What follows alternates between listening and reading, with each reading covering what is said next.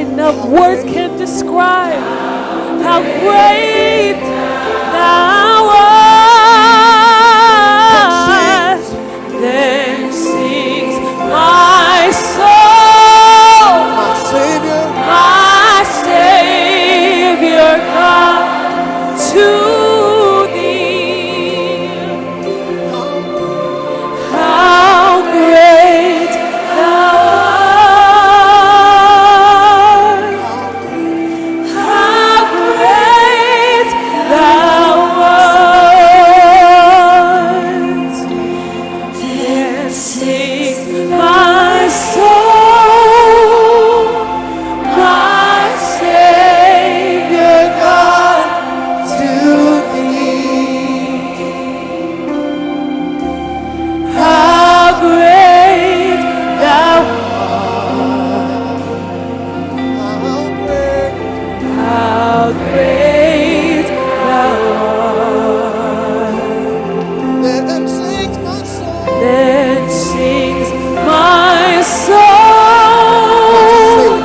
my Savior God, to thee. How great thou art. How great thou art.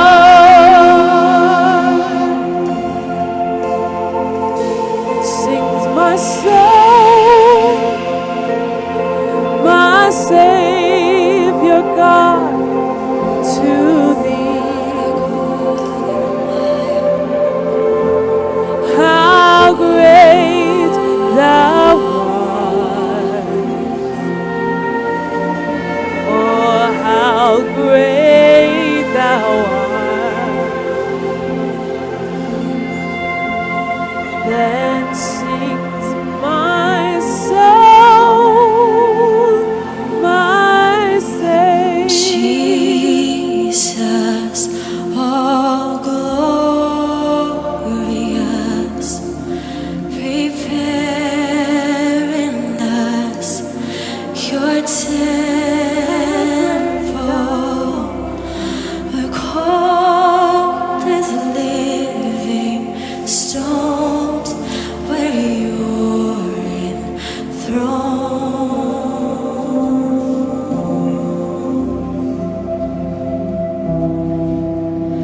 And as you rose from death and power, so rise within our worship, rise upon our praise.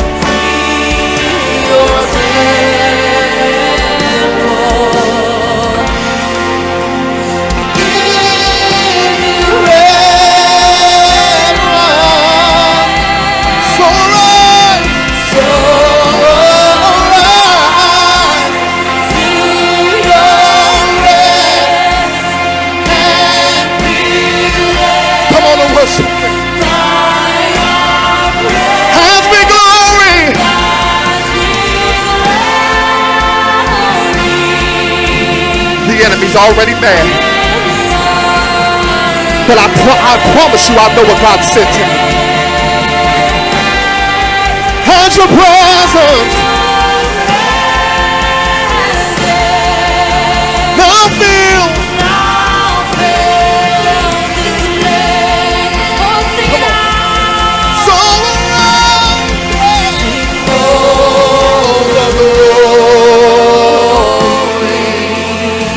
of your presence.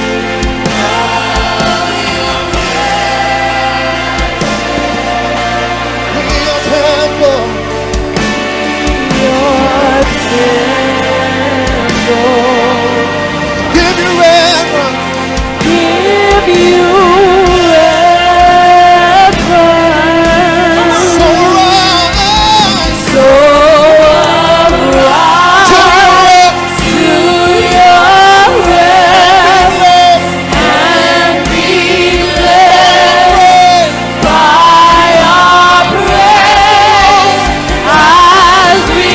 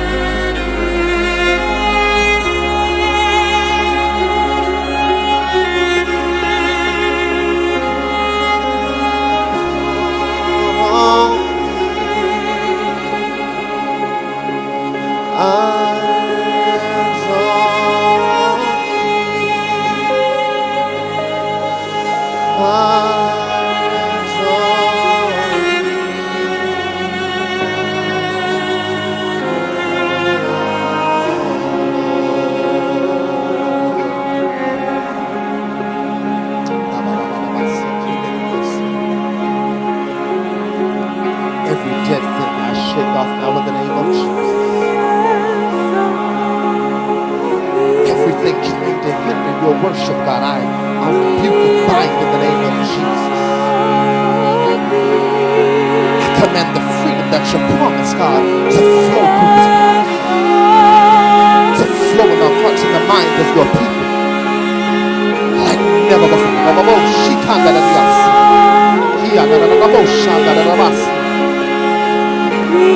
Break every shackle, I break every chain, I destroy every yoke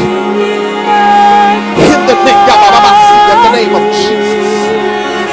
The fire of your worship, your praise, and your glory that's ruling upon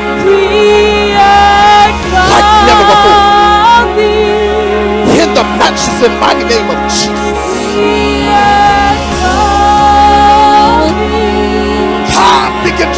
down like never before. God, we take this moment to give you what's due you, your worship, your glory, everything that's due you, God, as we exalt you, God. We exalt thee. And I exalt. Yes, God, we lift you up right now. Oh, Lord. Oh, my Lord. We exalt thee, we exalt. We exalt thee. Come on, make it personal. I exalt thee. I exalt thee. Come on, let the freedom of your worship permeate this place. Exalt thee. Come on, come on, hallelujah. Oh, Come on, be free, be free. I exalt thee. I exalt thee. Come on, give it to him. I exalt thee. I exalt thee. I exalt thee. Oh my God. Oh,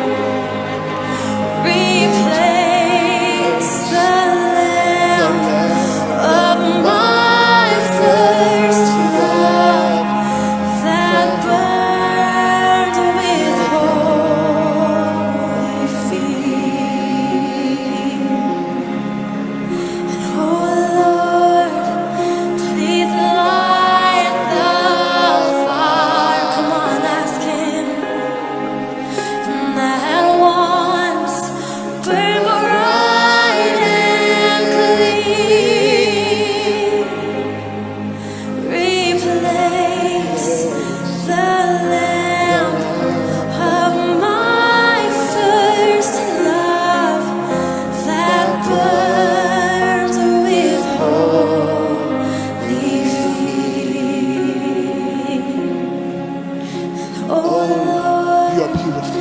you're beautiful. And your face is all I seek. And when your eyes are on this child, your grace abounds to me. Your grace abounds to me. Your grace abounds to me.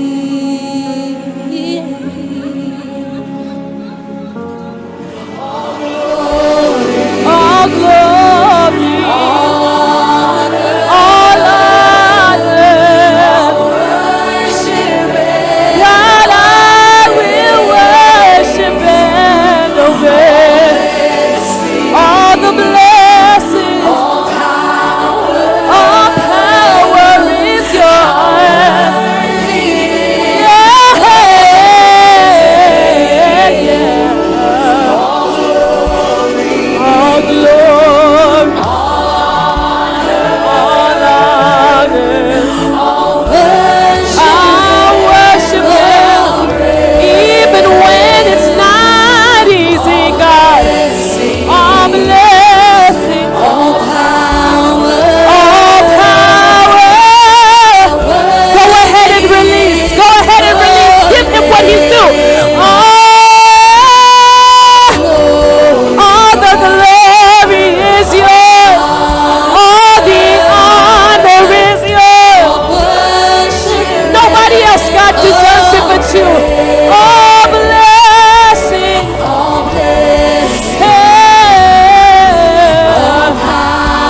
Yeah, God, you're worthy. God, you're worthy. You're worthy of the praise. God, you're worthy of me lifting my voice. You're worthy of me giving my time. You're worthy of me letting go. You're worthy of me giving you what you're due, because you've been so good, God. I'm still here. We're still here right now. And every single one of us could have died for the past events that have come. But God said no, and you are still alive today, God, just for something like that. God, we want to lift you up right now. We want to lift up your name right now because you're worthy of the glory. If you do nothing else, God, you've done enough. All glory, all the blessings, God, all the honor, it is yours.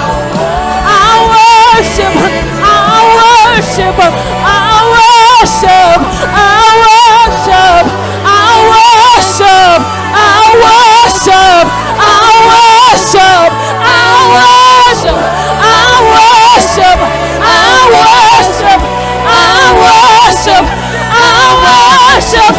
worship, I worship, I worship, I worship, I worship, I worship, I worship, I worship, I'll give you what you're due. I worship, I worship, I worship, I worship, I worship, I worship, I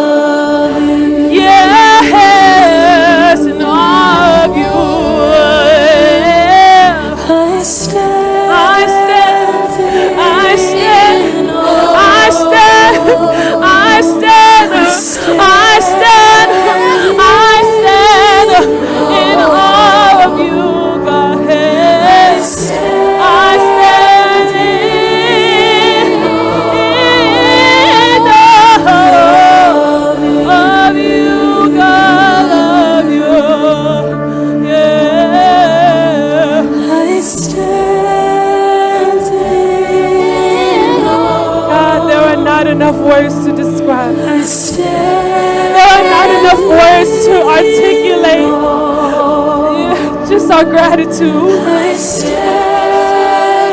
God, you're so big. All of who you are can be overwhelming because you're so amazing, God. You're so amazing, God. You're so amazing, God. You're so awesome, God. God, you're wonderful. Yes, you are.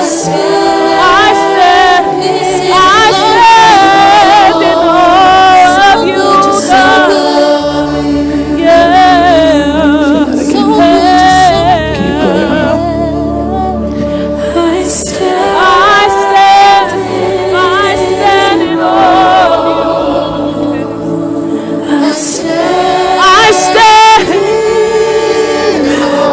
Sometimes I just watch and I can't believe the type of love, God. The love you show is so unconditional.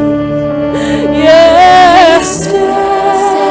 As I see you move, God, as I see you move, it's so beautiful, God. It's so beautiful. I stand in awe of you, God.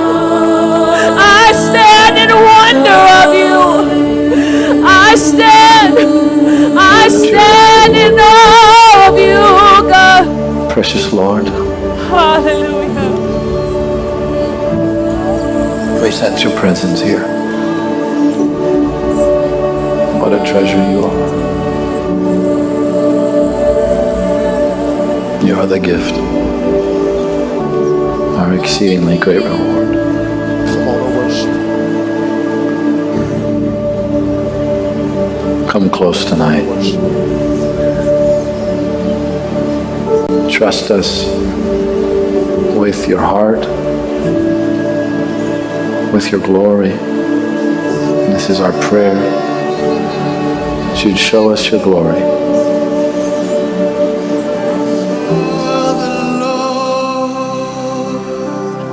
Seated on his throne. Seated on his throne. Jesus, we love you. He's clothed in glory. He was clothed in glory. Exalted high. Exalted high. The train of his robe. And the train of his robe fills the temple. Fills the temple.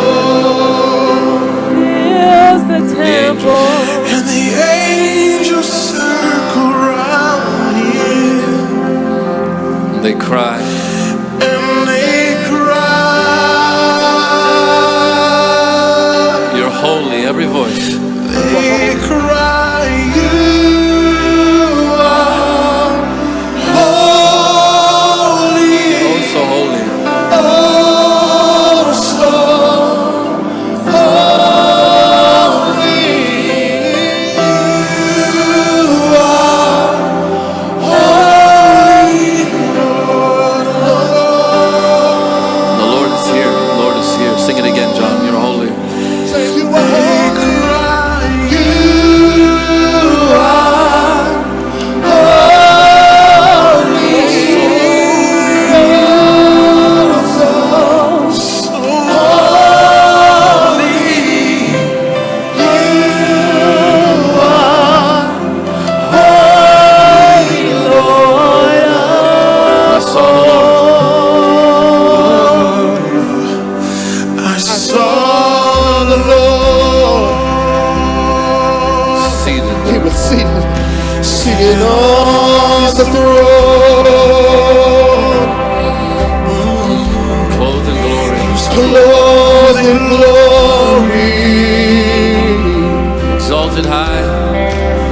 exalted high.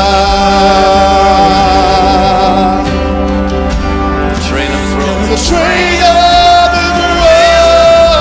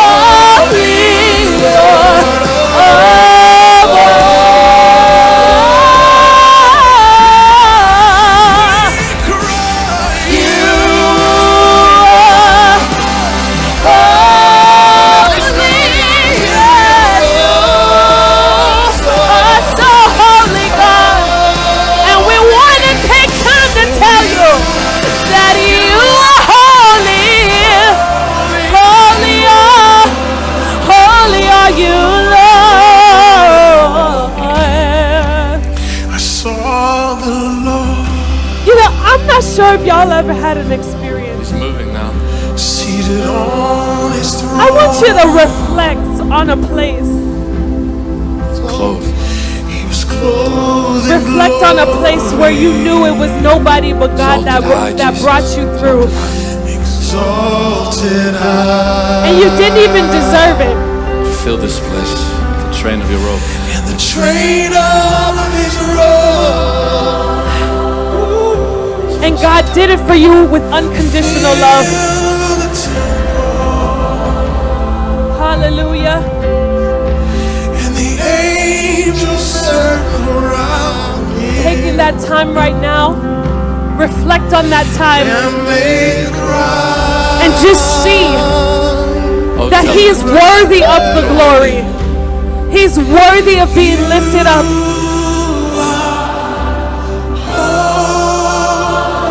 Sometimes it takes a memory. Yeah. He's so holy. And He deserves to be lifted up. Yeah. Of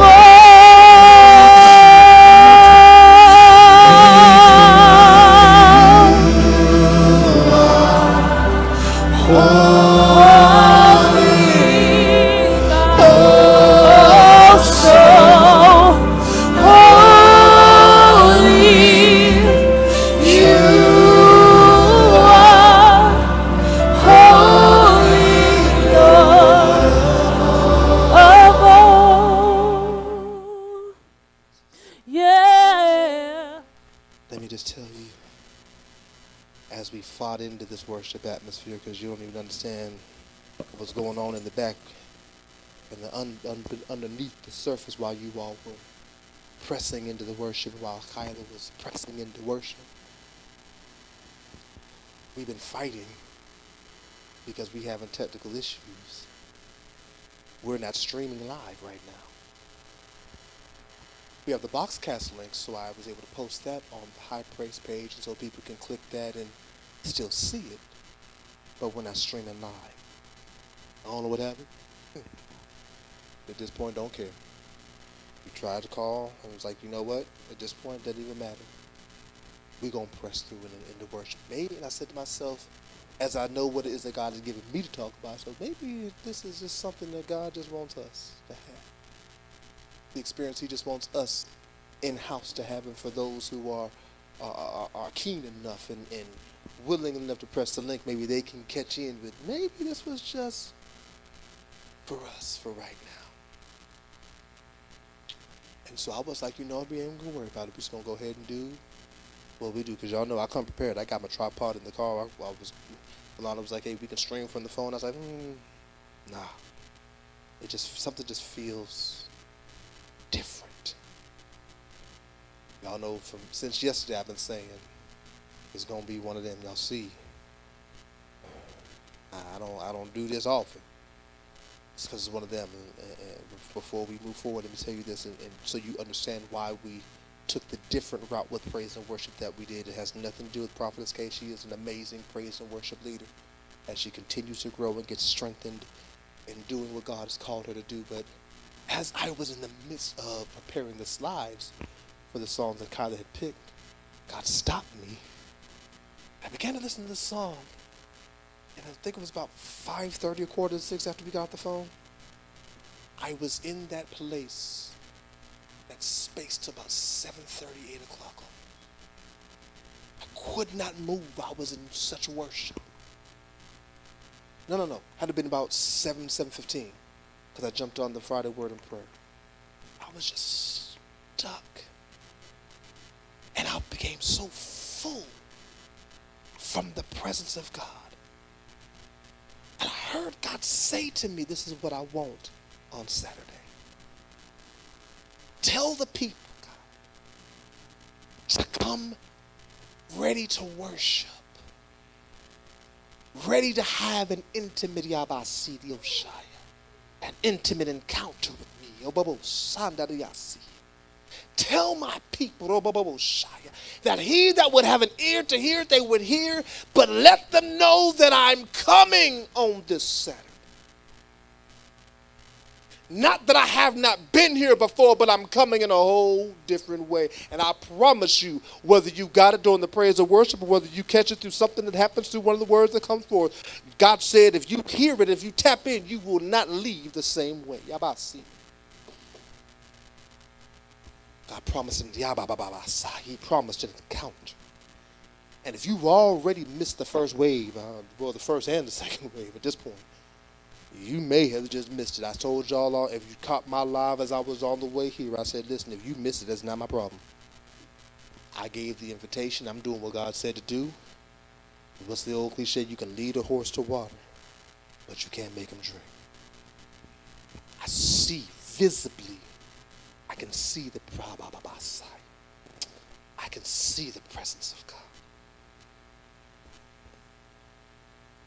There's a reason that he had me do that last song as a last song the way he had me do it. I saw the Lord seated on his throne. Clothed,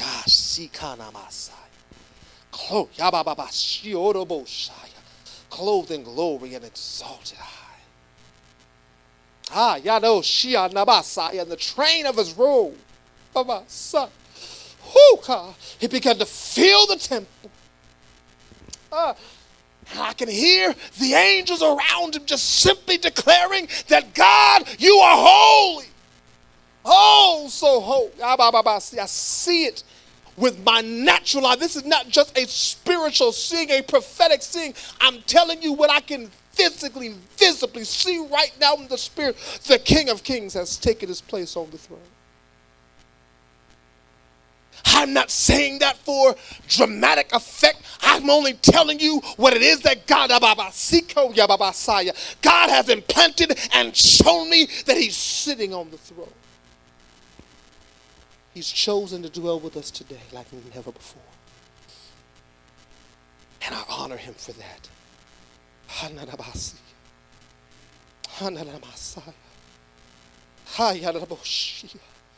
Because he's shifting and unveiling and removing layers and elevating. Every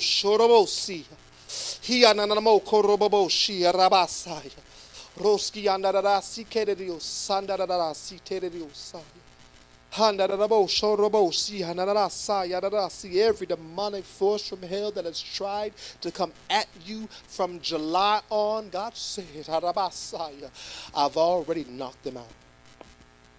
It's like when a bird is flying and it doesn't see how clean the window is and it just smacks into the window and falls. That's what God said your demons and the contrary spirits are doing right now. They're running full speed at you, but they don't see the wall that God has put in between you and them, and so they're running right into the wall and falling. God said, don't move. Don't run. Don't get scared. I'm standing in between you and the forces of darkness that are trying to come at you. I'm standing between you and false intelligence. I'm standing in between you and false doctrine. I'm standing in between you and false relationship. I'm standing in between you and false experience. I'm standing in between you and false prophetic declaration. I'm standing in between you and poverty and financial lack. I'm standing in between you and everything the enemy has sent after you. I'm standing in between you, but I'm allowing you to see them run because I want you to see them fall before your very feet.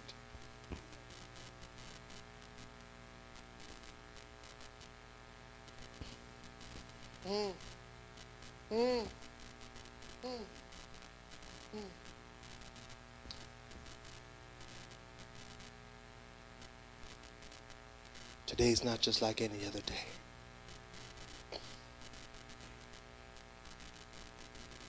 I don't care what's in here. I don't care what's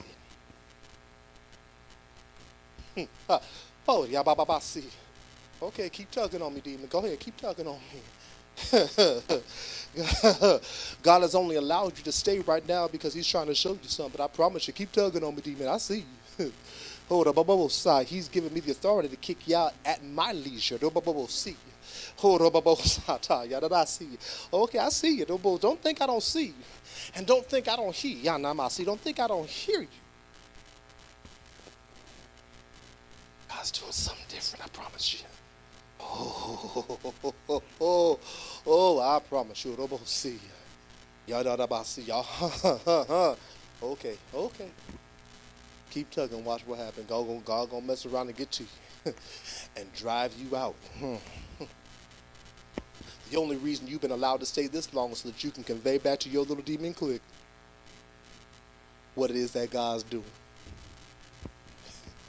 See, when you have an unveiling ceremony, when you have something that where things are shifting in any kind of public ceremony, any kind of elevation, weddings or whatever, there are people that come out that love you, and then there's some that just come out to watch and hate. And in our minds we think, maybe I should go ahead and keep them out, because all they're doing is coming here to stir up trouble and hate. No.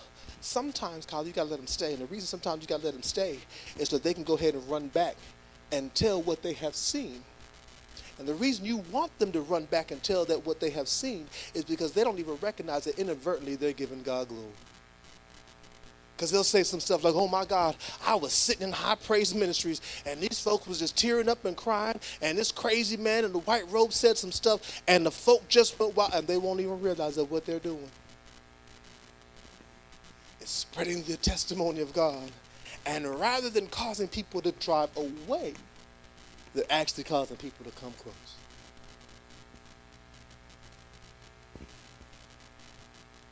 Today's different.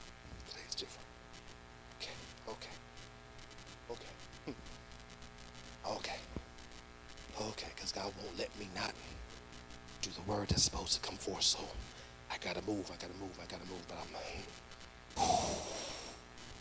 I feel it, Elder, I feel it, but I'm telling you about see you. Okay.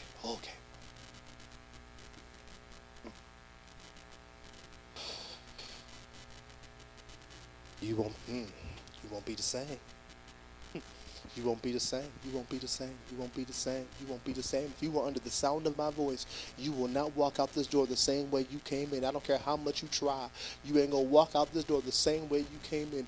There is nothing that's going to allow you to walk out this place the same way you came in. I promise you, you will not be the same. You might not even recognize it right away, but I promise you, you ain't going to be the same. Mindsets are going to shift. Spirits are going to shift. God, I hear you.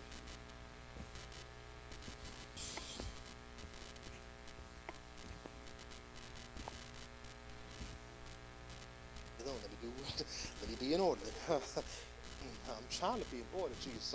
But your people, God, I'm feeling, I hear you both side.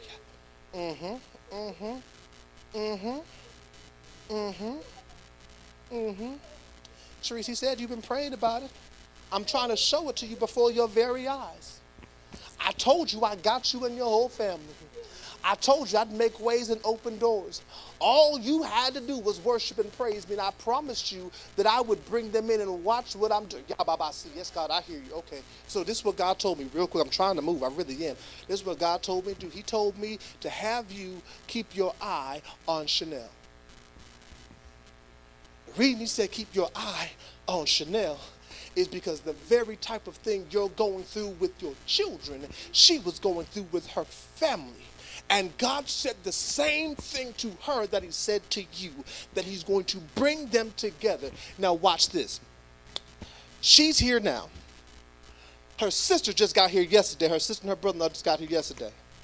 Her mother is coming to visit this week and will be here for 2 weeks, and gave me word that she's planning on moving here before the beginning of the year. So we're only waiting on one more. And that's just simply from what God told her. What was it, the beginning of this year, Chanel? Was it beginning of this year, sometime last year? God said that exact same thing. God said to you, I got you. Tab, saved. Where'd that come from? Out of nowhere, not only does Elijah come, but says, I think I need to be in church. Not only does he feel like he needs to be in church, but has seen me in such a degree that he has decided to confide in me and trust me, and to talk to me about some stuff, and even allow me to pray for him and still this year. And you thinking that God can't take the other two. Just you wait. God's working something. All you have to do is stay out of his way and keep giving him praise and worship. And as you even do that, God said all the other stuff he's working on too. Your business, he ain't forgot about that. He working, he's going to redirect your plan so that this thing can come. That's why you've been so uncomfortable at different times, how you and your boss have gotten into it on a couple of occasions. He said, because I don't want you to be comfortable. I need you to stack the money, but I can't let you be comfortable. Because if you get comfortable, you won't move when I tell you to move. So I got to keep you uncomfortable while you're stacking the money. But I got you, says God. He said, watch what I say.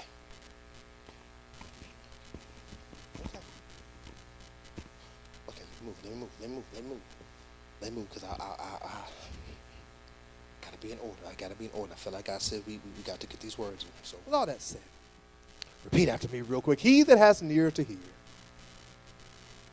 let him hear. So now let's get this word. Let's jump into it. Okay. So, I'm trying to be expeditious, but at the same time, I still do what God said to do. I am well within the time frame we are normally anywhere near getting out of service, so I'm good. I promise you, we'll be out of here before midnight. The word that God has given to me today is uncomfortable for me personally. It's uncomfortable for me because this message deals with me. I don't like what a message I have to bring to the people deals with me. I ain't got no problem with God talking to me about me. I ain't got a problem necessarily talking about me, but I have an issue when, an uncomfortableness when it is I have to bring me in this manner to the people. Let me give this disclaimer for those who are watching via the link and what have you. This is mostly an in-house word. This is mostly for High Praise Ministries. However, you can take a lot of these principles back to your own church, but under your own pastor. Man of God, I'm so glad you were here, because it didn't even dawn on me till I saw you. These principles are the things that God has given to me today. Take back to your folk. They're going to need it because of where you're going. And so the topic that God has me dealing with today is the purpose of supporting leadership. The purpose of supporting leadership. Now, before we get into it, God has graciously allowed me the opportunity, because he knew I really wanted to do it, to explain why I'm uncomfortable with a message like this. So you can kind of get to understand me. Say again? Okay. I don't like getting stuff. It makes my skin literally crawl. I break out in hives and almost have a Fresh Prince tick. Back up. It just, I don't like receiving gifts. I don't like that type of stuff. And God gave me this message in July during our break, and it was one of 5 messages he put in the chamber. It was the first one he gave to me because he knew he was going to have to do a whole lot of work in me for me to be okay enough to bring this here to y'all. The first one he gave to me, but the second one he told me to pull out the chamber. The first one was 2 weeks ago when we dealt with God talking to others about you. And so he told me that I had to bring this, and I was like, so he's been working on me and working on my nerves and working on my issues, and the week I'm getting ready to bring this forth, wouldn't you know it's the same week that leadership across the body of Christ in this country have decided to show their whole stupid tail. There was some idiot pastor, I think it was in Kansas or whatever it was, he stood up in the midst of his congregation and called them broke, busted, and disgusted, and called them trifling and all kinds of names because they didn't want to buy him a watch. And went smooth. He apologized, but it's still out there. He went smooth off over a watch. Here's the thing, that in the midst of him going off, he was like, you can get the watch at Sam's. And I'm like, well, if you can get it at Sam's, you know where to get it. Why don't you get it yourself? I didn't ask y'all for a whole year for this watch. You mean you couldn't save up the money yourself for a whole year to get the watch? Apparently it wasn't that important to you. And so my other issue with talking about stuff like this is I never want to be seen as a money preacher.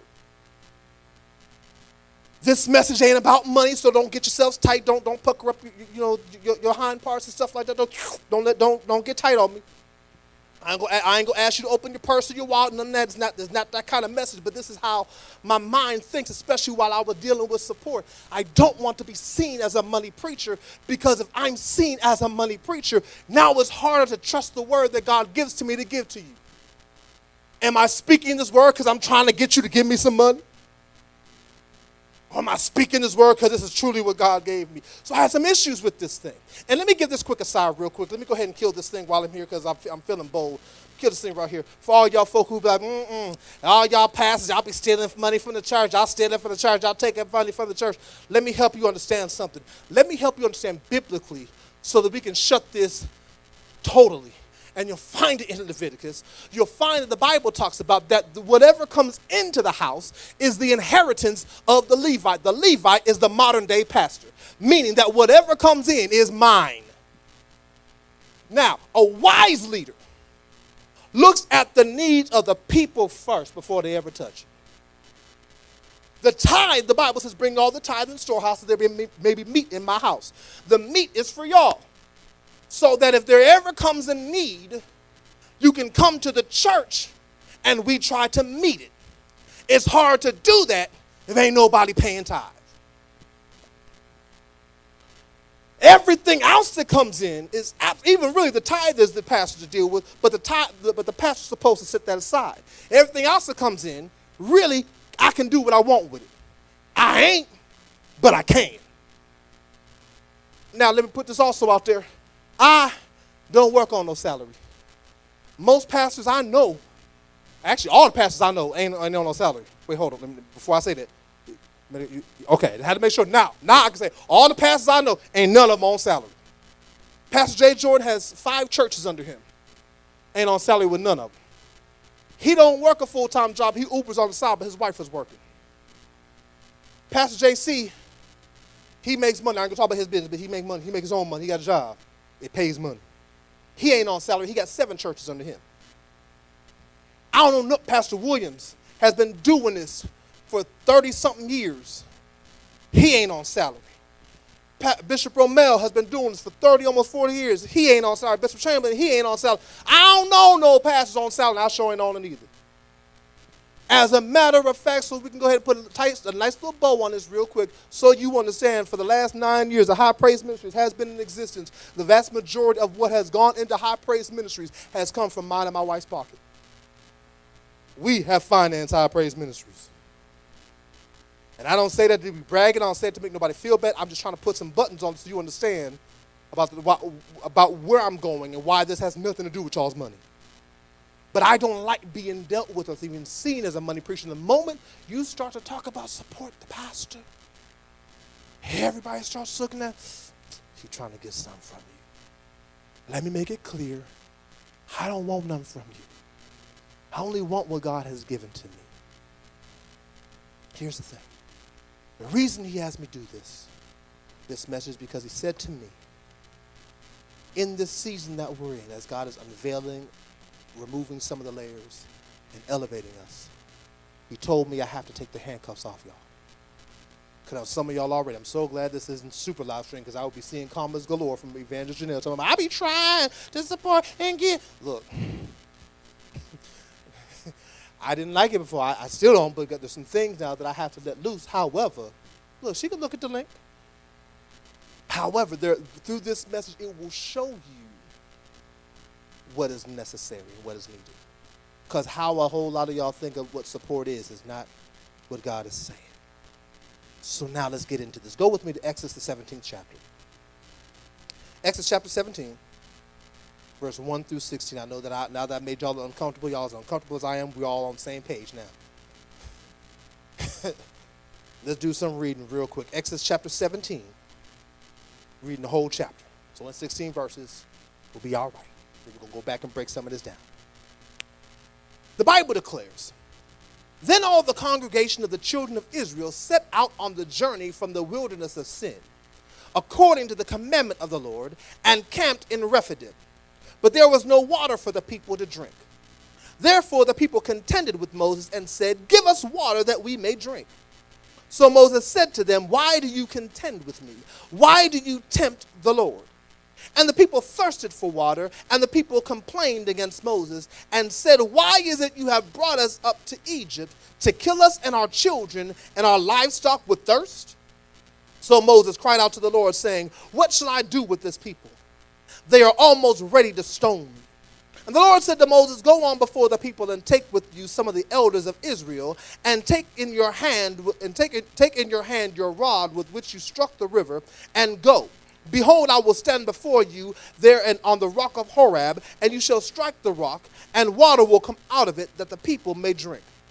And Moses did so in the sight of the elders of Israel. So he called the name of the place Massah Meribah, because of the contention of the children of Israel, because they tempted the Lord, saying, "Is the Lord among us or not?" Now Amalek came and fought with Israel and Rephidim. And Moses said to Joshua, "Choose us some men and go out, fight with Amalek. Tomorrow I will stand on the top of the hill with the rod of God in my hand." So Joshua did as Moses said to him and fought with Amalek. And Moses, Aaron, and Hur went up on top of the hill. And so it was when Moses held up his hand that Israel prevailed. And when he let his hand down, Amalek prevailed. But Moses' hand became heavy. So they took a stone and put it under him, and he sat on it. And Aaron and Hur supported his hands, one on one side and the other in the other side, and his hands were steady until the going down of the sun. So Joshua defeated Amalek and his people with the edge of the sword. Then the Lord said to Moses, "Write this for a memorial in the book and recount it in the hearing of Joshua, that I will utterly blot out the remembrance of Amalek from under heaven." And Moses built an altar and called its name, "The Lord is my banner." For he said, "Because the Lord has sworn, the Lord will have war with Amalek from generation to generation." So now let's understand something. Let me be me and be a word person. Let's define the word support. Because I, like you, I had an inclination of what support meant right away.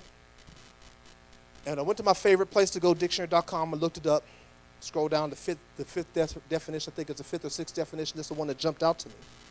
I mean, it just leaked out because it was just worded so eloquently to me. So the definition of the word support is this: to maintain a person, family, establishment, institution, or etc. by supplying things necessary to exist. I'll say it again. To maintain a person, family, establishment, institution, or etc. by supplying things necessary to exist. That caught me strange, because normally when I think of support, I think of being there for somebody.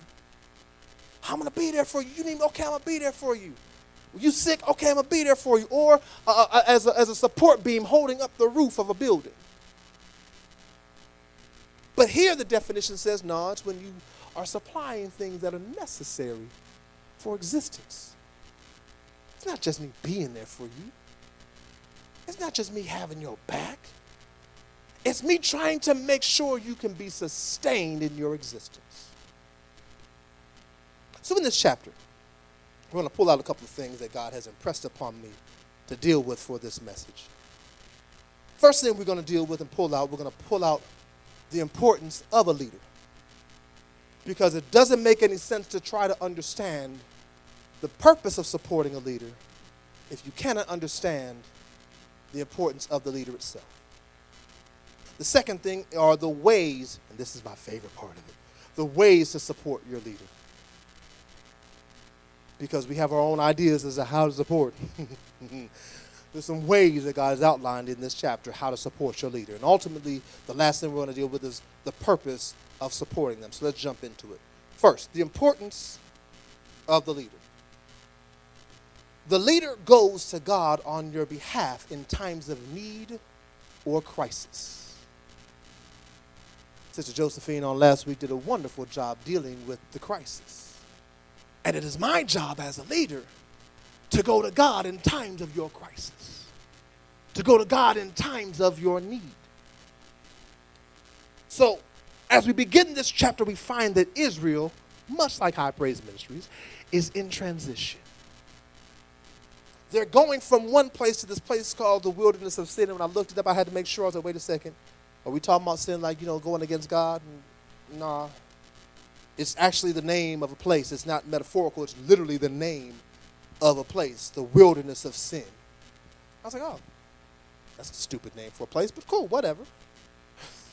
It's not a place I want to journey in the middle of, but okay. That's what they were on their way to. So they're in this transition. And prior to this transition, they had encountered God's favor and God's power through Moses. They saw their enemy defeated and killed through Moses. They received miracles through Moses. Yet now, because the journey has gotten a little rough and the process has gotten a little hard, it's got a little difficult, it didn't go in the way they thought it was going to go. Suddenly, Moses goes from being this great man of God, this person sent to help them, to now being an enemy in their eyes. They're contending with him. They're fighting. The word contend means to fight. They're fighting against him. They're complaining about him and fighting against him. We can do better than you're doing. We know better than you. We see better than you. How dare you bring us to this wilderness to starve and now to die of thirst? In an instant, he went from being this great man of God to this nigga.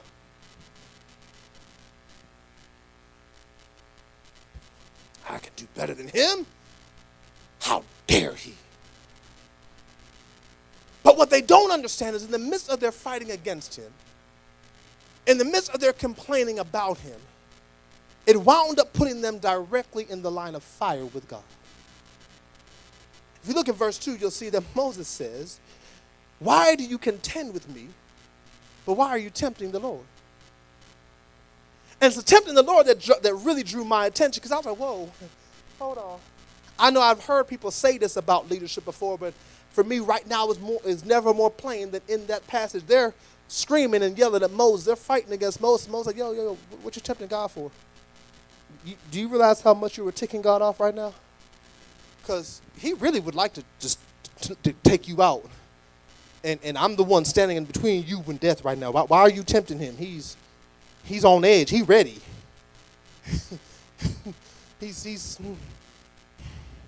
God at that point in time, he's like me if one of y'all tell me a dude hit you. Got a sword, my baseball bat, a deep trunk, and I know where to bury the bodies. I knows what I'm doing. I'm saved. Hallelujah, praise God. But I know some stuff. And I will pray forgiveness as I drive to the Hill District in Pittsburgh and drop you off and repent some more on my way back to Atlanta, Georgia. That's how God was at that point in time. Like, yo, you going to mess with my dude? Because what you don't understand is anytime you're fighting against your leader, and even the people that your leader has put in position to be leaders, you are literally fighting with God. Anytime you're complaining about them, if they are true leadership sent from God, anytime you're complaining about them, you're complaining about God. Anytime you think you can do the job better than them, you're saying you literally can do the job better than God. Let me say this now. I'm going to say it at the end of the message as well, but let me say it now. Put this little disclaimer here. I am not saying that I, as your pastor or no pastor or leader, I'm not saying that any of us are God in your life. Absolutely not. However, there's a reason God put us in the position he put us in. There's a reason he put us in the place he put us in. There's a reason he has set us where he set us. And so when you contend against me, you're not contending against Jesse. You're contending against the title and the office he put me in. And God will always defend the office.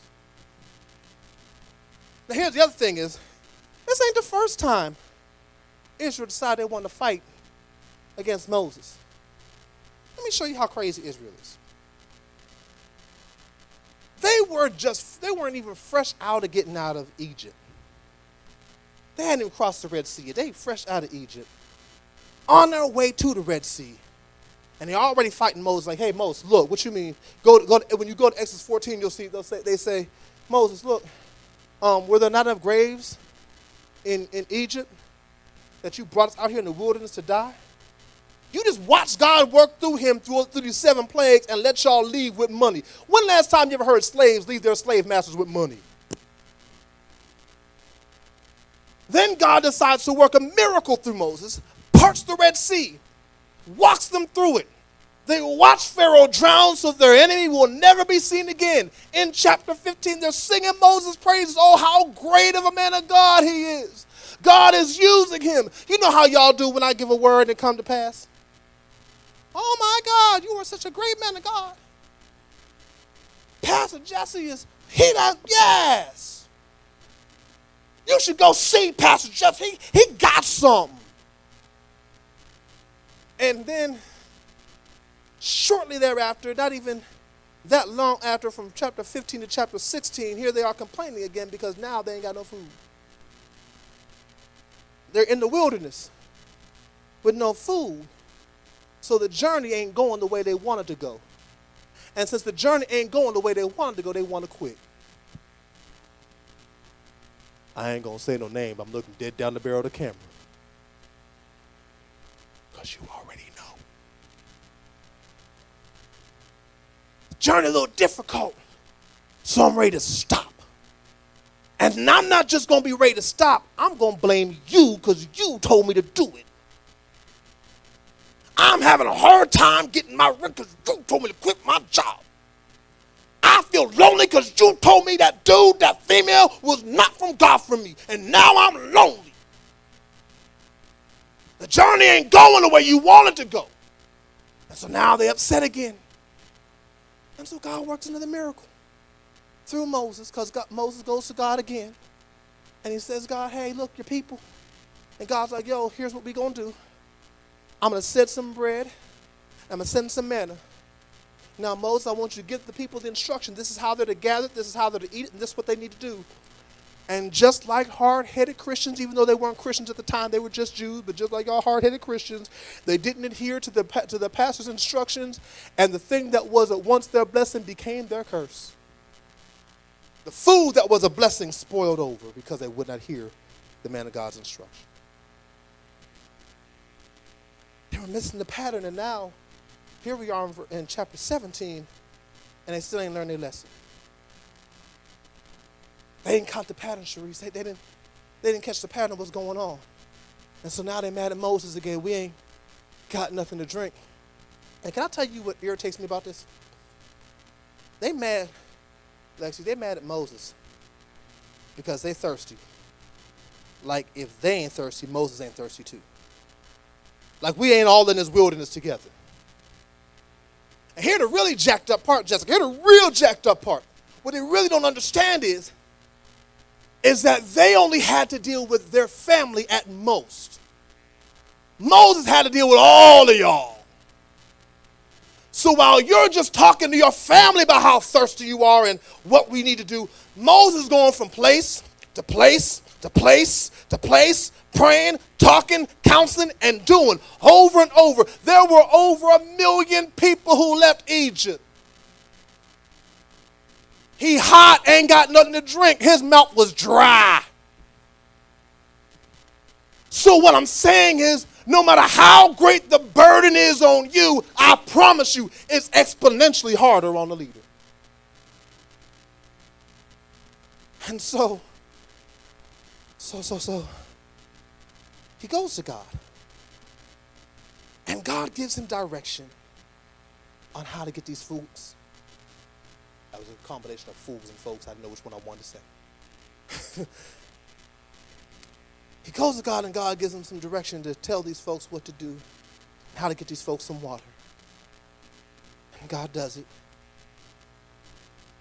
And they still didn't catch the pattern.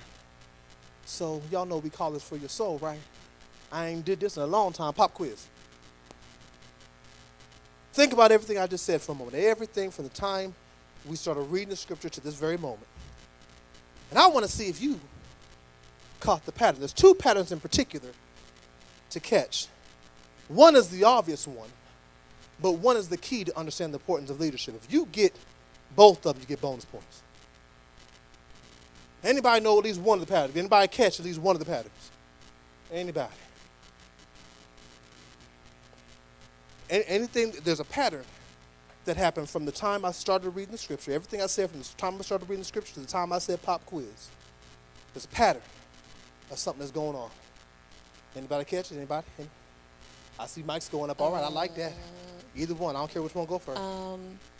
Well, God kept performing miracles, but then they kept doubting him every time, so they always had to have reassurance and never really grew their faith over time. Close. What you got?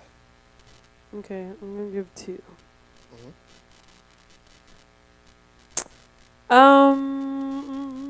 Maybe the first one is not right, but to piggyback on Lex's point, they were disobedient consistently. Like they did it partly right, and then they blamed God for not getting what they wanted when they didn't even do it the right way. Close. That's what I noticed. Close. And secondly, I don't know if this is something, but they were supposed to not collect more than they needed, and they did it often because they were supposed to, like, I guess that is the same as disobedience. Okay, close. You already know. You've been here before. You already know. And you just had one in your hand. Why you know. getting? I'm sorry. I was going to say, just an aspect of leadership. All was well when everything was going the way that they wanted it, and God was providing and doing all the things. So the leadership was supported. He was exalted. He was that dude. But when anything went south, or it's like, okay, we're in this place again. Why are we going through this, and why are we dealing with this? Then they continue to bring the man of God down. The support was not there like it needed it to be. Ooh, you real close. You in the vein. You real close. Anybody else want to take a stab? Anybody else want to take a stab? Now you know can somebody hand her mic? Because first of all, she got a small voice anyway, and she gonna talk like this. Ain't nobody gonna be up here, including me. See, right there, like just like that. See. As she tried to prove me wrong, she used her soft voice. Come on, use the mic.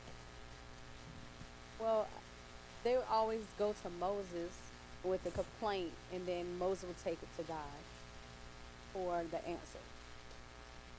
Look at Evangelist and training Cherise. Look at that right there. She combined the two patterns into one. So the first pattern is every time the journey, the process got difficult, rather than taking it to God, they took it to Moses. And they blamed him. You have to push it. Push the button that says mute on. It looks like a little power button. You push and hold. It'll cut off. Every time something went wrong, Moses, your fault. Watch this. As opposed to, hey, God, what you trying to say? Or even better, hey, God, is there something up with me? Because as Prophetess K articulated, all of their issues were their fault from their own disobedience. 40 years for a 2-week journey wasn't because of Moses being a bad leader. It's because they were disobedient, they were rebellious, they were complaining, they were murmuring, and they would not listen. So rather than saying, show me and help me fix me, that's too easy. Your fault. Doing it this way is too much like right. No, I'm going to blame you because you don't want to live. That's the first pattern. But the key is in the second half of what you said, which is the second pattern. This is the key to understanding important leadership. Every time something happened, when the people, look at Elder back there doing stuff. She just putting up stuff, trying to help us understand. I like that. I have to pee. I don't know what the I have to pee portion is about, but okay, I got you. They complained about it. I got you. I'm with you.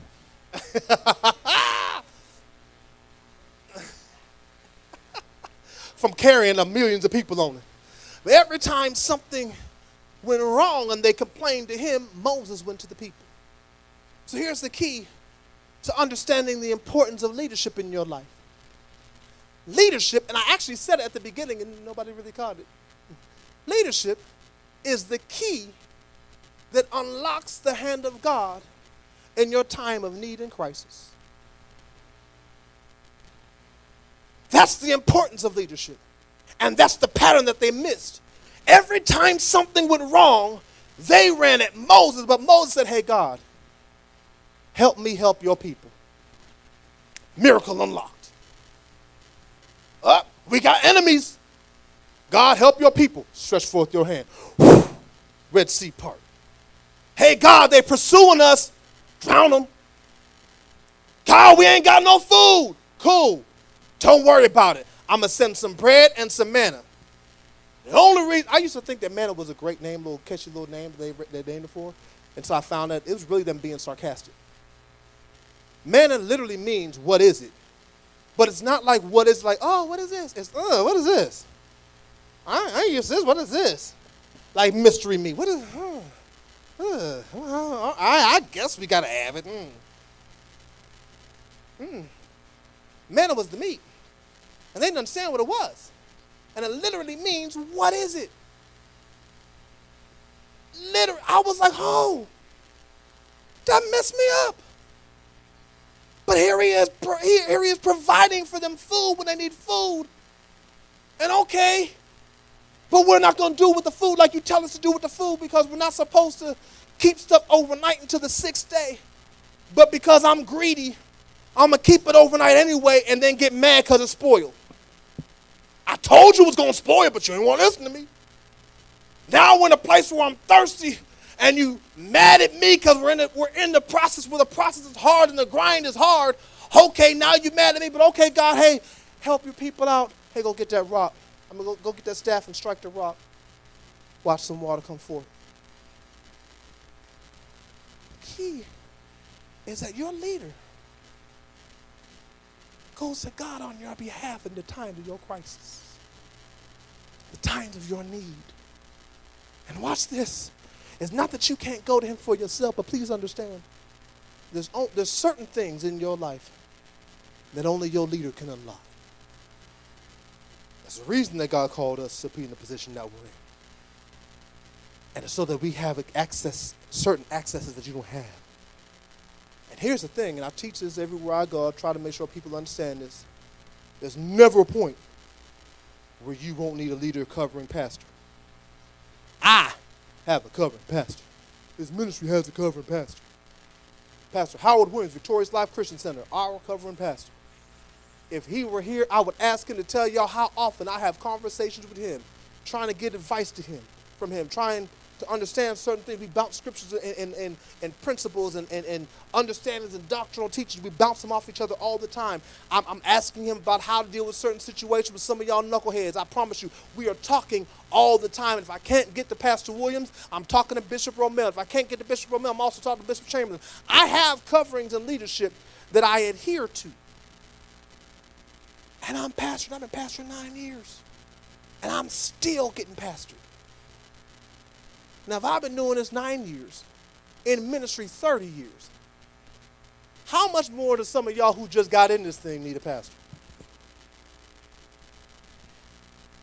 I'm just saying. And so the leader unlocks things in your life, fighting your leader, complaining about your leader, makes that key null and void. Some of y'all who are from these hot southern states, Georgias and Floridas and stuff, y'all ain't gonna understand this, but us East Coast, Midwest peoples, come December, January, it get real cold, ungodly cold. And sometimes you'll go outside the house and you'll see a sheet of ice on your windshield. But that's not the biggest issue. The biggest issue is sometimes when there's a sheet of ice on your windshield, it's also covering your lock. And even if you have a beeper and you beep it, it still may not open because it's frozen, which means you don't have access to get in the door. Sometimes you're fighting against me. Your folk fighting against you. No matter how much we pray, God's locked the door. And you wonder why certain things aren't working the way they're supposed to. Because you've been fighting and complaining. Because our job is to go to God for you in your time of crisis, in your time of need. And if you can't get it yourself, God, give me the keys so I can help show them you in a better way. So now, second thing he wanted me to pull out. This is the one I really love because I was hoping for something like this because I didn't want to leave a message like this without some kind of real instruction that helped at least make me a little comfortable. God gave me 6 ways. 6 ways to support your leader. 6 ways to support your leader. Number 1 was kind of covered in most of the first section, which is stop fighting and complaining against your leader. How about you pray for him? One of the things I started to notice about my wife, Elder Philonda, we don't fight too much anymore. I mean, we never really had a whole lot of fights. When we did this big knockdown drag-outs, we was bottling them up and saving them. And okay, now, here we go. And then we had to go to our corners and text message each other, text fight and all that. But we don't really have a whole lot of fights, even way less than a little bit that we used to have. We have even less now. And here's why. I don't know if this is something God showed her, because I sure didn't teach it. I promise you. Either God showed this to her or something just clicked in her and she said, I'm going to try this. I don't know what it was, but what happens is we'll start to get into disagreement. And then Philonda will be Philonda, which is to be silent, because after a while she don't feel like talking to you no more. And here's the thing. You want her to be silent. As much as she says you don't want her to be silent, you kind of want her to be silent, because if she is not silent, what may come out of her mouth next will crush your soul. And so what she has done is now she just stops. And what she does now, and I've heard her do it, which is how I know she's doing it, she goes and prays. I've heard her pray about me. Pastor, you ain't got to worry about it because we almost done now. She prays about me. And here's the thing about praying for your leader. Watch this. Especially when you don't agree. What prayer does is it gives God the opportunity, if they're wrong, to redirect them and correct them. But if you're wrong, prayer gives God the opportunity to sit you down, correct you, and redirect you. But because complaining and fighting against it and thinking you know better is so much easier, people would rather do that. But if you want to support your leader, stop fighting. You don't understand how draining it is fighting with y'all. Any pastor who's been pastoring a while can tell you, fighting with the folk is probably the most draining aspect of this job. It's not praying for y'all. It's not the preaching. It's not the counseling. It's none of that. It's when God has given us the vision and or direction, and we tell it to you, and here you got something to say. So let me go ahead and dig this knife in a little deeper and cut off some toes real quick and help you understand. You don't have the vision.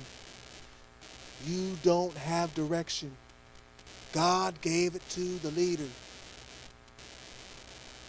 Even when you mature and can hear from God, you still don't have the vision. And you don't have the direction. Because God ain't made you responsible. So your fight is null and void because you ain't got the vision. And it kills me because church is the only place we do this stuff with.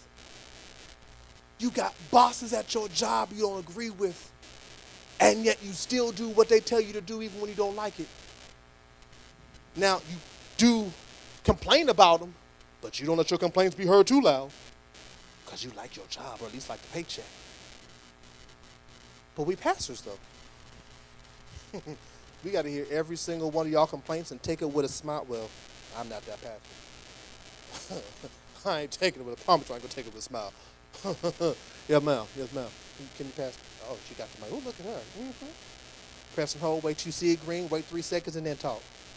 Yeah, that's why you said I know and it still ain't working. I got it. See, before you said that, look, y'all see just that quick how fight with me that got her embarrassed. Hold on. I just said press and hold till you see green. Wait 3 seconds, and in the midst of me trying to give, I know, and still ain't had no sound. Go on ahead. I have one simple question. So when you say the vision, do you specifically mean the vision of the church or the vision of the person? Because I'm a little lost on that. So it's kind of a combination of both. So watch this. It is first overall the vision of the ministry. God gave pastor the vision for the ministry. But in certain areas of your life, while you are yet under them, as they are teaching and training you, God gave them the vision for your life too. My job is to help mature you to a point where you can hear God clearly enough for yourself, so at the very least, you don't need me to help direct your life.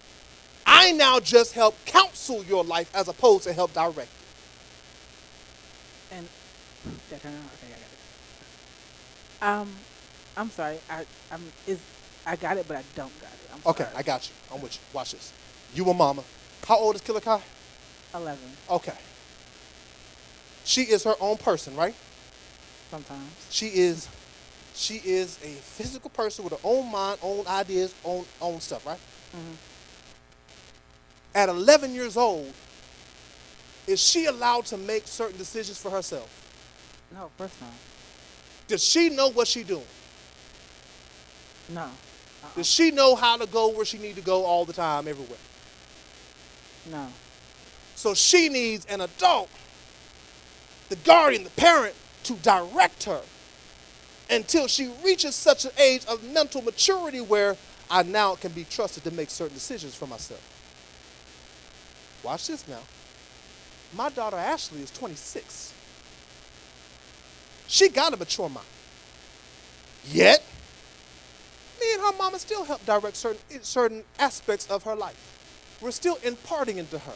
We're no longer just telling her what to do, but we're now dropping nuggets and giving advice and giving wisdom. Okay, you might not want to do that because this is the outcome of this. And here's how you can. And she's also got enough wisdom now to start coming to us before we even have to say anything so she can catch it.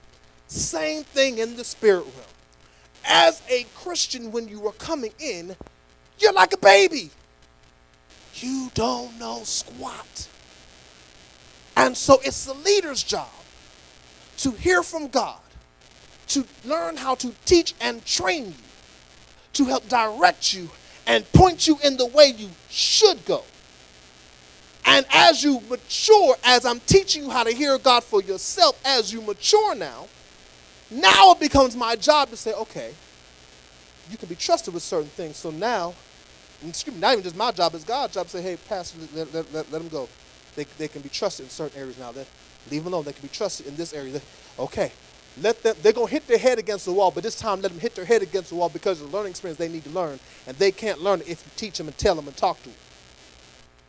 So no, you have the vision and direction for your life to a degree until you gain certain spiritual maturity till you're able to get it for yourself as a whole. My job is to help you get it for yourself as a whole. I ain't trying to be your pastor in that regard for the rest of your life. It'll kill me. I need you to grow so that you can become mature enough so I can say, Jessica got over here, so now I can take care of some of these other little ones coming up right behind you. And then I can even trust you to babysit some of them. Make better sense? Yeah, ma'am. So I just want to make a quick comment. So even you speaking the way that you're speaking right now can seem, if you're a person who leads your own life or like is used to taking care of yourself, it could be like, why would I submit to someone I just met? Or, okay, fine, I'm going on this new journey. How? Ooh, you ain't gonna like what I'm gonna say a little bit later. Go ahead, why do you feel like, you can direct me and I've been directing myself, and what I've learned being under Pastor Jesse is, and even my parents, It was interesting. Yeah. What I've learned is that they actually do know more. They just do. Like they do, because the problem is like, because even him saying this right now, if I had not been mentored by Pastor Jesse for a while, then I wouldn't be open to it. I wasn't open to it, but I started to recognize that they are right later, even though it can feel in the beginning like they're taking over. Sometimes it kind of feels like that. It felt like that for me. Like, who are you to think that you can give me this instruction? And I'm telling you, it's either you learn that they're right the hard way, or you just decide to say, okay, I am actually growing in this. Can I humble myself to say, I am learning? I'm learning. It's a real thing, and I think that a lot of times it's our pride. Let me speak for myself. No, you talking right. Well, you talking about everybody or just it's our pride. Right. It's our pride, especially with Philanda. A lot of times it's my pride, because she be right. Whether you want to, how do you have this authority? I'm a grown woman, or like I'm a grown. They're right. This is why, for some reason, your spirit keeps pulling you to them. Because you're in the right place. Now that you're in the right place, you have to trust that God knows what he's doing, and then allow yourself to let go. So, I don't know, Pastor Jesse, you have to correct me. But I feel like now I say okay more. I feel like I say okay more. You versus like, what you mean? Pastor Jesse, I disagree. Okay. No, you're right. And I'm going to show you how you're right, because I'm going to bring you, I intended on doing it anyway, but now you just gave me permission to do it, to bring you into the second portion, or the second thing, the second way to support your leader. She actually said it in conjunction with dealing with understanding your spiritual maturity, which is simply be obedient. Obedience is key to supporting your leader. You don't understand how hard it is on us when you are disobedient, because let me tell you something you may not know. Pastor Terry, man of God, Pastor, I almost called you Gabe. You're not Gabe. I'm sorry. I'm horrible with names. Mike, thanks, Jesus, Lord. I'm so sorry. Chanel, I'm horrible with names. I'm trying to get. Pastor Terry, Pastor Mike, y'all correct me as pastors if I'm wrong, but I don't feel like I am, but help me, or at least help them see that I ain't wrong. It is super hard dealing with the people's disobedience, because even before they get dealt with their disobedience, God still comes to deal with us first. Even if we told you what to do, God still tells us and deals with us first. And then when God tells us he's coming to judge you, we got to know about it first and carry that burden and that weight and watch the trials hit you because of your own disobedience, knowing there's nothing we can do. You just got to go through this lesson. Sure enough, better now, y'all who are online who couldn't hear my wife in the back, Elder Falon, she said, you better not interfere. I sure ain't no, I did that one good time. I will never do that again. God will never have to discipline me for stepping in the way of his discipline. He reminded me in a very real way of what it was like when I was a kid, watching one of my brothers get disciplined, and I'm sitting right around and laughing. You got siblings, in a black household that believes in spanking. You better not laugh while your sibling is getting spanked. Oh, it's funny? Come on and get some yourself. When I step in and try to circumvent the discipline that God is giving to you, oh, you must want some. So come on, let me get you too. So I got to sit and watch as devastation or judgment or whatever lack hits your way, and all I can say is, God have mercy. God wasn't just going, and please have mercy on the child. They didn't know no better. I mean, even if they did know better, please have mercy on them, God. No. And so, you must be obedient. So watch this.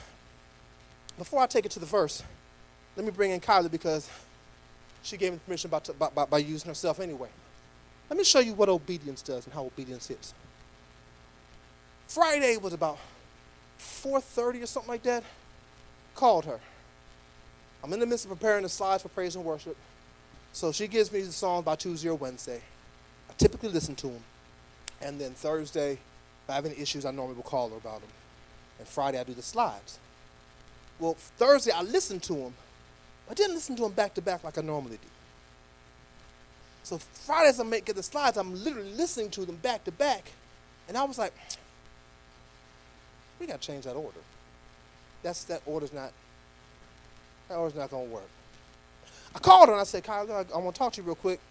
We talked a little bit, and then when I got to mine, I said, okay, here's what I called about. So we need to flip that order. Your first song needs to go last. Your last song needs to go first.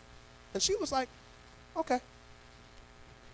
Now, had this been 6 months ago, it would have been, why we got to flip it? Hold on, what's going on? Why? Hold on, wait. I was feeling like God was saying that, but I'm not even sure. But then, and sometimes, but no, I don't feel like I should flip that but why don't you trust me to do what? I'm just trying to help you see how we're flowing in praise and worship. God is giving me insights on how to do this. I've been doing praise and worship for a long time and we would go with this, and y'all understand. When she tells her testimony about how far she's come, she tells it herself. You don't understand how far she really has come. We would go to words on a very consistent basis on even little stuff, not just praise and worship. Direction stuff. And anybody who, this is one of the times I really wish Evangelist Janelle was in city because she would echo this. But so I'm going to have to use you to echo it. I do not bite my tongue, nor do I care about your feelings. So in the midst of you trying to go back and forth with me, I will crush your life and laugh as I do it. And at the end of the day, still know it's going to be done the way I said to do it. Because I'm the pastor. Because watch this. If she had said, no, I want to keep it the way I want to keep it, and I played the song I wanted to go first, what's she going to do? Start singing the song she want to play first? Okay, go ahead and sound foolish, because I'm going to let this song play. And I'm petty. I got a mic. And I'm back there by the board. I'll cut your mic off. I'll turn my mic up. We won't hear nothing you say. But obedience says, okay, even if I don't like it, okay, we're going to do it the way that God has given for you to do it. And we're going to see what happens. So when you look at verse 10, verse 9 and 10, you'll see this. The Bible says, and Moses said to Joshua, choose some men and go out, fight with Amalek. Tomorrow I will stand on the top of the hill with a rod in my hand. And the first part of verse 10, so Joshua did as Moses said to him and fought with Amalek. All he did was say, okay, this is what you need me to do? Okay. So much easier on us. Takes so much pressure off of the leader when we hear, okay. We can even hear, I don't understand, I'll do it, but can you give me some clarity on why? I don't mind giving clarity. Don't mind it at all. Kylie, do I seem like I mind giving clarity? Because you would know better than me because I don't give myself clarity, so I have to give it out. So do I seem like I mind when you ask for clarity? I read on I legitimately. As long as you ask for clarity, I'm cool with that. But if you confront me on it, square up. And I promise you can't take me. Joshua said, that's what we need to do? Cool. In the morning, you, and you, come on. And here's the other aspect of obedience. Watch this. Moses told Joshua, pick some men. So now Joshua becomes the delegated authority. Joshua went to pick some men. And those men said, okay. Elder Falana is my designate. So if I send her, the same response should be, okay. Obedience takes so much pressure. You want to support the man of God. You want to support your leader. You want to support your pastor. Be obedient. And if you don't like it, go back to number one. Pray about it. Number 3. Not only do you need to be obedient, stay in your lane. And for my wrestling fans, but this is for you. Know your role and shut your mouth. I'm a huge rock fan as well. If you could just stay in the lane that's been appointed to you, things would be so much easier. We all drive in this horrible Atlanta traffic. You know what it's like being on 285 and you driving in your lane and somebody's deciding 2 lanes. They can't decide which lane they want to be in and one of them is yours. How many accidents almost happen? You start beeping horn or slamming on your brakes or trying to swerve around because you worried that they go. If you would just stay in your lane, stuff would be so much smoother. So look at the second part of part 10, of verse 10. So watch this. So Joshua did as Moses said to him and fought with Amalek. And Moses, Aaron, and Hur went to the top of the hill. At no point do you read that Aaron and Hur were like, well, why can't we fight? At no point was Joshua like, wait, why they get to stay up where they're safe? Why I got to risk my life? Hold on. No.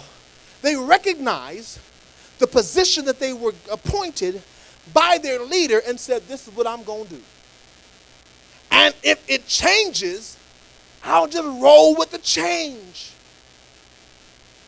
It irritates my soul. Thankfully, this one I had to put up with yet, but I know at some point I probably will because almost every pastor goes through this. But it irritates my soul because I've been around pastors all my life. When I see them give an instruction and try to change some things as God is expanding the vision and moving some things around and needs to move certain people around so that he can elevate certain people to get in position for their training, and there's a fight about it. Well, I got to fight you for a position that God had me to give to you. You don't own this position. And let's tell the truth. You don't own this ministry. God has given me watch care over this ministry. And it's like my house. You come into my house, I got stuff arranged a certain way. You don't get to come in my house and move my furniture around because you think the feng shui would be better. I will throw you out the window over my balcony. You don't get to go in our kitchen and reorganize my wife's cabinet. We got knives in there. She from the south side of Chicago. She know how to cut. So if you wouldn't be so ignorant as to try to do that, why do you think you can come into a place that God has not given you the leadership over and challenge where stuff goes? Including you. I don't think I can do that. I didn't ask what you thought.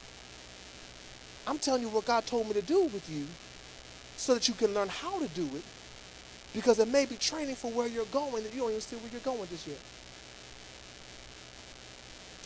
Number 4.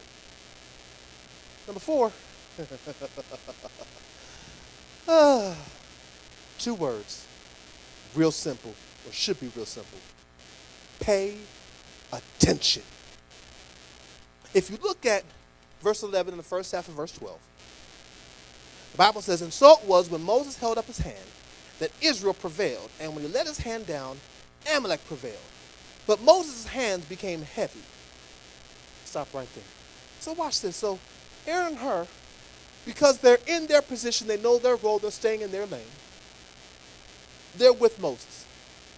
And they recognize, if I'm up here, either I have to be watching him so I can shield and protect him, or let me just go ahead and use my eyes and see what's going on the field, so in case I see something I don't know he may see, I can relay it to him and see if he sees it. Let me just pay attention. And they happen to notice something, which means it had to happen more than once for them to really notice it. That Moses, with his arm up, Israel was kicking butt, and then when he had to move arms, because I can imagine his arm got heavy holding the staff, this right here. In that short moment, Amalek began to prevail. And after a while, Your arms you can only switch arms so many times before they're both tired. And so now his arms staying down a little longer trying to, did y'all see that? Every time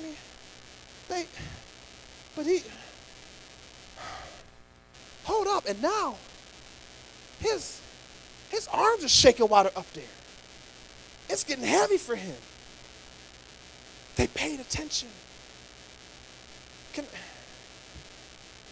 Let me do number 5 first before I say what I'm going to say. Number 5 is this. Check on your leader and check with your leader before trying to support your leader.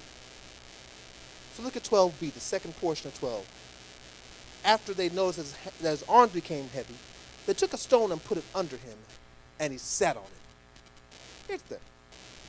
They recognized something's wrong with Moses. Arms shaking. He's getting tired. Legs starting to shake. And so rather than just trying to say, hey, what can we do? Or not saying, what can we do? Instead of trying to do something for him, they went over to him and was like, yo, you good? Oh, your legs are shaking. How about we just, let's get you a chair. Make you a chair. Get you a rock so you can sit down. They checked on him first. Y'all don't understand how much that does good for a leader. This thing is not easy, and bringing forth the word is not easy. It's draining. And so I love y'all. Y'all know I love y'all. And I appreciate all the help y'all try to give. I really, really do. Don't think I don't. But there have been times I have been so drained it's hard for me to move. And the first thing everybody does is start doing what I do and start packing stuff up. You're moving my notes, my tablet, taking the mics back, taking the banner down so I ain't got to do none of it. And I'm still half slumped over in a chair trying to gather myself. Ain't nobody check. First thing that they did before they tried to support was make sure their leader was okay. So let me take you back real quick. God brought this back to my remembrance while I was writing for this message. We were at Pastor James's church. It was the last service we had there. Message is done. Pastor James brings me to the front of the congregation, right? And he begins to speak a word over me and over us, and then prays, and then gives an instruction. Anybody remember what that instruction was? What's that? Pray for your leader. He said, don't let him be drained like this and in pain like this. Don't let him be spiritually open like this. And y'all ain't prayed. And for the first month or two after he said it, we was good doing it. And then, let's get the stuff done. But before you do the stuff, check on your leader. They saw that his body was weak. And before they went to do anything with him, and I know we know the rest of the story, they held his arms up. I got that, that's great. But before they even went to do that, they said, hold on. Let's make sure he's okay. Hey. You good? Take the seat. Hold on. Because you about to fall out. And if you fall out, we definitely ain't going to win. So hold on. Have a seat. This goes into number 6. Do what your leader needs you to do, not what you think he needs you to do. So, Moses' arms are weak. At no point do you read that one of them ran over and said, hey, Moses, you need some rest. Let me take the staff. I'll hold it up for you. Because I think you need to rest. So let me stand in your place. Let me do that for you. Hey, Mo, just go ahead and take a break for a little bit. You know, it'll be all right. If we lose a couple minutes, okay, just take a break for a little bit because you've been working yourself. You've been burning the candle at both ends. No. They did what he actually needed them to do and not what they thought he needed them to do. Because understand something.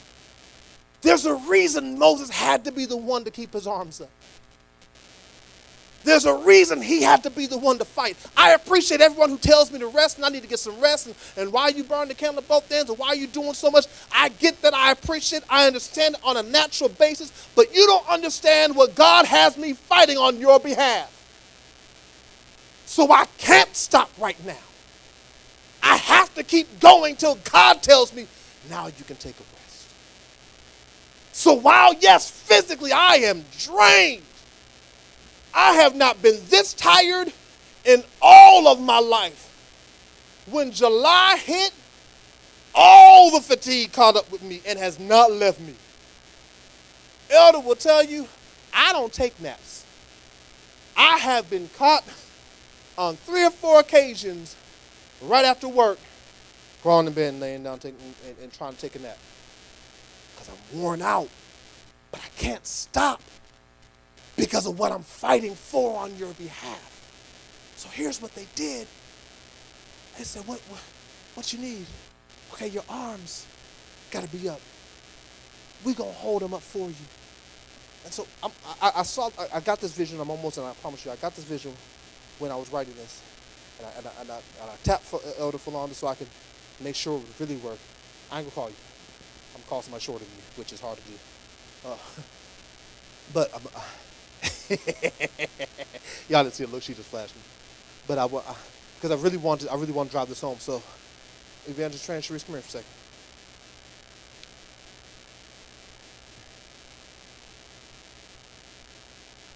Watch this now.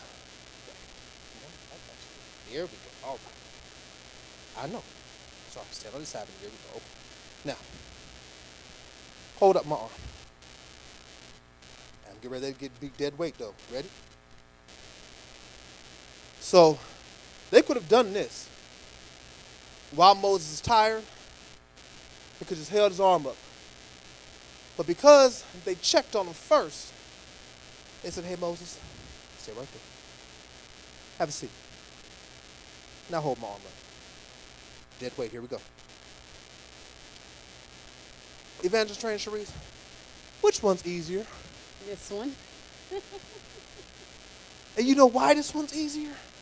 Not just because I'm sitting, but because they took the time to check on their leader. And then as they checked on their leader, they saw what he needed first to try to do, so that they were in the right position to do. You want to support your leader, you got to see what he needs and be in position to do it. Because some things, even though you may see it, you are not in position to do it. I can almost guarantee that Aaron and Hur are not the only ones that notice that every time Moses' arms drop, we losing. But Aaron and Hur were the only ones in position to do something about it. Can you imagine if Joshua jumped off the battlefield to try to hold up Moses' arms? You out of position. The best way to support your leader